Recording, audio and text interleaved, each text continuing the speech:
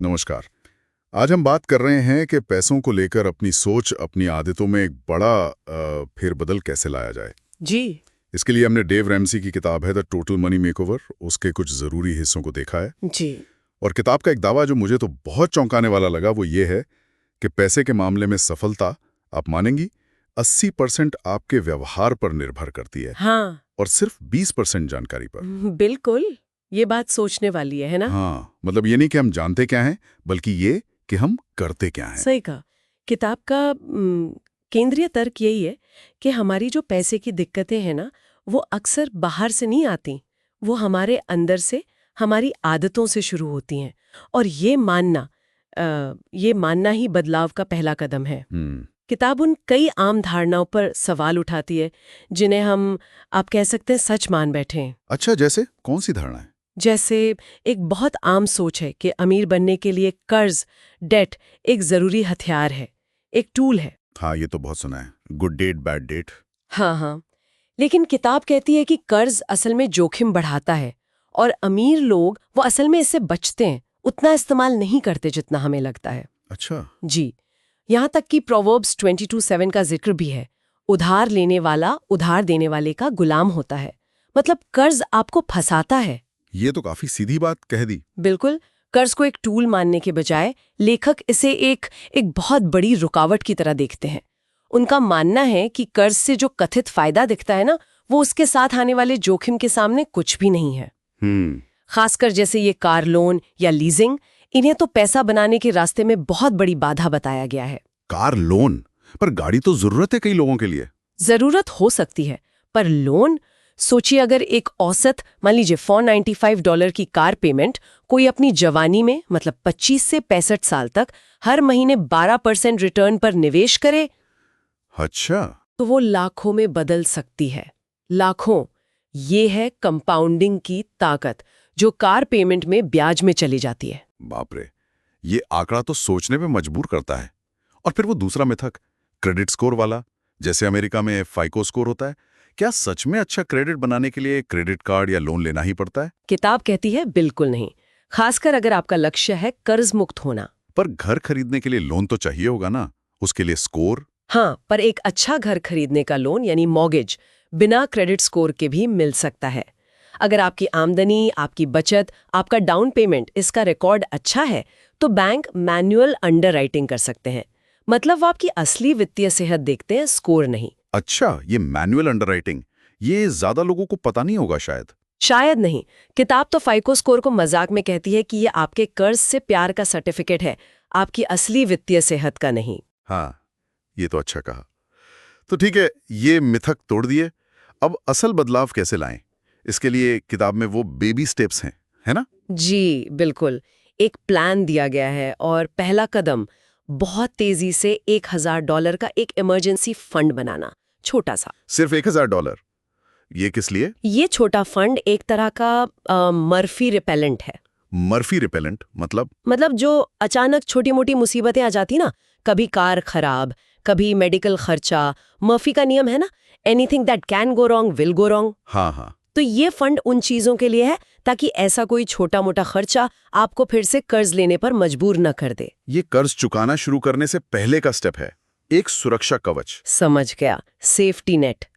ठीक है, इसके बाद अगला कदम वो डेट स्नोबॉल है। हाँ, डेट स्नोबॉल।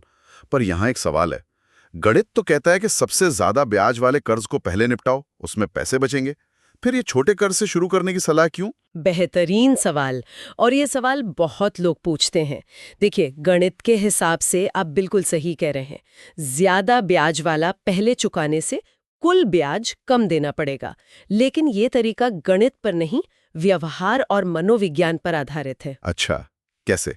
इसमें आप अपने सारे कर्ज, घर के लोन को छोड़कर लिस्ट करते हैं, सबसे कम बैलेंस वाले से शुरू करके सबसे ज्यादा बैलेंस वाले तक। ठीक है। फिर सब पर मिनिमम पेमेंट तो करते रहते हैं, लेकिन जो भी एक्स्ट्रा पैसा आपके पास बचता है, वो पूरी ताकत से, मतलब पूरी शिद्दत से सबसे छोटे वाले कर्ज पर डालते हैं। जैसे ही वो सबसे छोटा वाला खत्म होता है, मान लीजिए उसकी पेमेंट $1000 थी और आप एक्स्ट्रा 2000 डाल रहे थे, हाँ। तो अब वो पूरे 3000 रुपए, 1000 + 2000, अगले सबसे छोटे कर्ज की मिनिमम पेमेंट के साथ जुड़कर उस पर हमला बोलते हैं। अच्छा, तो पेमेंट बड़ी होती जाती है हर बार। बिल्कुल, स्नोबॉल की तरह। इसका फायदा, वो छोटे वाले कर्ज जल्दी खत्म होते हैं, आपको एक जीत मिलती है। इससे जोश आता है, लगता है कि हाँ मैं ये कर सकता हूँ, और आप मोटिवेटेड रहते हैं, गति बनी रहती है। हाँ, ये बात तो है। क्विक विन्स मोटिवेट करती हैं। बिल्कुल, लेखक इसे कहते हैं गजेल इंटेंसिटी।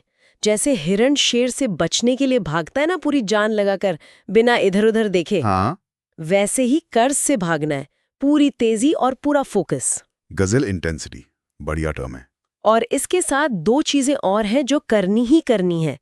एक, हर महीने का लिखित जीरो बेस्ड बजट बनाना, मतलब आपकी आय का हर एक रुपया कहाँ जाएगा ये पहले से तय हो, कोई पैसा बिना हिसाब के ना रहे। हर रुपए का हिसाब, ठीक है। और दूसरा? कसम खानी होगी कि अब कोई नया कर्ज नहीं लेंगे।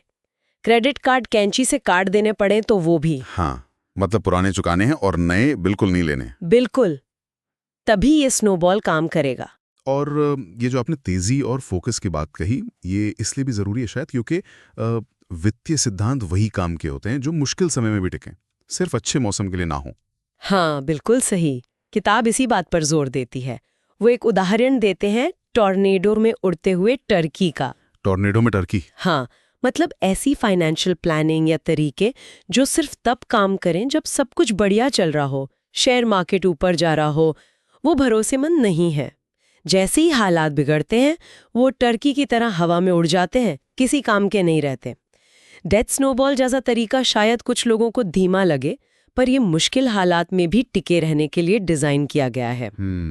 बदलाव, हाँ, मुश्किल हो सकता है, दर्दनाक भी, पर किताब कहती है जहां है वहीं फंसे रहने का दर्द अक्सर उस बदलाव के दर्द से कहीं ज्यादा बड़ा होता है। सही बात है। तो कुल मिला के देखें तो इन हिस्सों का सार यही निकलता है कि असली वित्तीय बदलाव सिर्फ जानकारी इकट्ठा करने से नहीं आता, वो आता है अपने व्यवहार को बदलने से, कर्ज को लेके जो गलतफहमियां हैं उन्हें तोड़ने से, बेबी स्टेप्स जैसे एक ठोस प्लान पर टिके रहने से, और अपने पैसे को अपने बजट से काबू में रखने से। एकदम सही।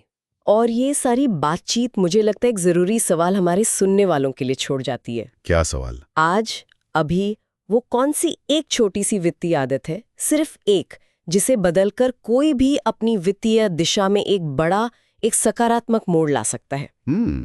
एक छोटी आदत, बड़ा बदलाव, सोचने वाली बात है। बिल्कुल, इस पर विचार करना बहुत फायदेमंद हो सकता है। अगर आपको हमारा पॉडकास्ट पसंद आया तो कृपया हमारे चैनल को सब्सक्राइब करें, वीडियो को लाइक करें और कमेंट करें।